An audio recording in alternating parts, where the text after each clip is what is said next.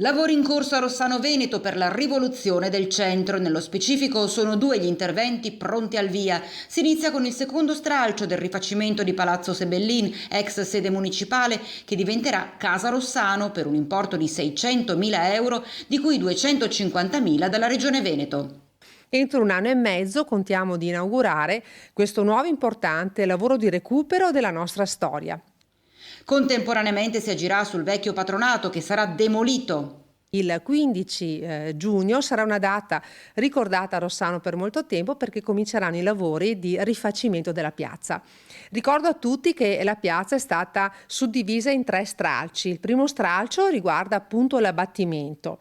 Poi serviranno 2 mesi per perfezionare le ultime cose del progetto definitivo del rifacimento del patronato, che sarà arretrato. Una parte rimarrà alla parrocchia, una parte importante di questo nuovo fabbricato rimarrà al comune.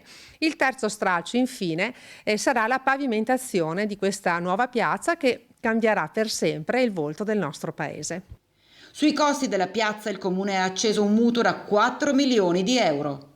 Tutti i fondi nostri, cioè li pagheremo completamente come comune. Però questa parte, che è una parte importante di indebitamento per quanto riguarda il nostro comune, io la vedo come un investimento per il futuro.